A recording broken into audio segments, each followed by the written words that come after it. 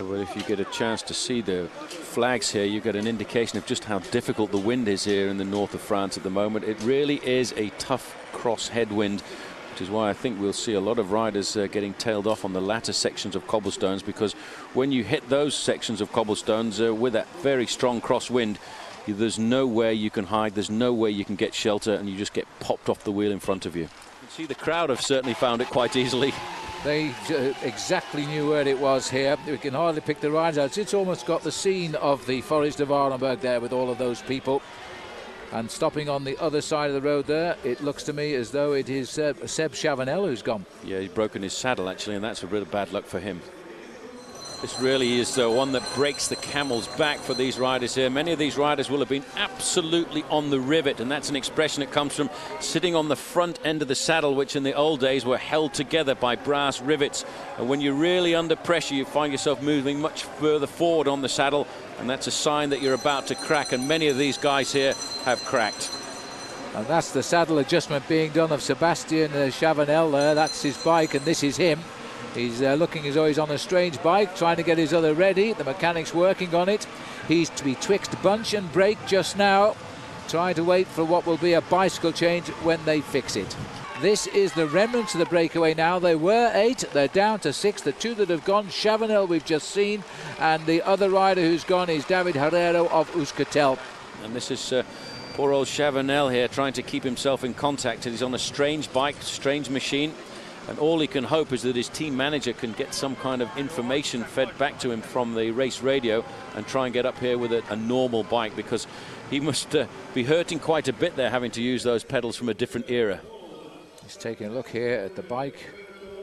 The change is vibrating on those cobblestones. They don't look much on television, but boy, if you ride them, they'll shake your false teeth out. Still trying to get back. Still trying to get back. This poor guy is caught in absolute and utter no man's land at 99 kilometers to go to the finish. And it's 1 minute and 23 seconds. Boonen has been riding very much to the front end of the main field, well protected by his team.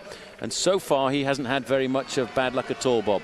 Tom Boonen riding a great Paris-Roubaix after a fabulous victory last weekend in the Tour of Flanders. The 2 races that most Belgian riders would most love to win, coming within 1 week's time here in the very early parts of the season. And Tom Boonen is the big star now of Belgian cycling, and it's a long tradition of great champions in the event Paris-Roubaix. We mentioned Roger de Vlamingh, the gypsy, as he was called in his day. Eddy Merckx was great, Rick van Steenbergen, and of course the most recent one, multi-winner from Belgium, was Johan Museeuw. Museeuw, the king of the cobblestone classics, the king of the Tour of Flanders, and the man who very much loved this bike race as well. But I do have to feel a little bit sorry for Chavanel here, because he's having a hard time on a bike which is not his own bike at all. And it is very, very difficult to go back to these old clip and strap type pedals for this man. And very shortly, I hope that his team car can get up to him to get him a new bike and to get him a bike with the correct pedal combination on there. At the back here, you can see the rider here from Liberty Seguros is doing a pretty good job staying in contact. This is Barredo. Sebastian Chavanel here has given up the chase now. He's cruising across the gap, waiting for the arrival of the peloton. No point in expending any more energy. See what he can get out of this race yet. And he's still riding on that spur bicycle as well, the all-yellow neutral bike from Mavic, as he now waits the arrival of the T-Mobile boys. And of course the main field, and of course his own service vehicle, and he should then be able to get a wheel passed up. Very sad for him, because he was very comfortable in that leading group of riders, and I'm actually a little bit surprised the team manager on this tarmac smooth section of racing hasn't been able to get past the main field to come up here and hand a bike up to him. That shows you just how long it takes to get through the field on these very narrow roads. And this sector of cobbles is 2.4 kilometers. Long section of cobblestones, a very nasty section of cobblestones around the outskirts of the small town of Denain. And this man here, Chavanel, is waiting for the team car. He may well be in communication with them right now, saying, look guys, I was in the leading break, I did my job, and unfortunately the bike gave out on a situation like this. And what a place to road test machines, because if a bike can get through Paris-Roubaix without falling apart, it's got to be a pretty good one. It's been a consolidation now, and that in fact is Sebastian Chavanel. waiting, but he's been on the radio, so I sensible. suspect we're going to see the arrival of his new bike now. I think pretty sensible stopping there, because actually he could create some serious injuries riding along with that different pedaling style, and that could cause a tendinitis for the rest of his season. So he stopped at the side of the road.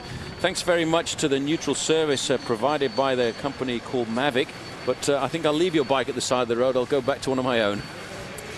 Oh, well, hang on, we're having a two-way conversation for the moment. This is it now. That's the bike. No panic. Top professional don't panic. They just let the mechanics do the work, and he's getting back into the race at a time when he shouldn't have too much trouble to rejoin that peloton, because they're getting themselves a little bit of respite here before they get on to the next sector of cobbles. There's no reason to panic when you're a professional bike rider, because there's only two solutions. You either get back into the race or you don't. Or you go home and have a nice wash and a warm shower, Bob.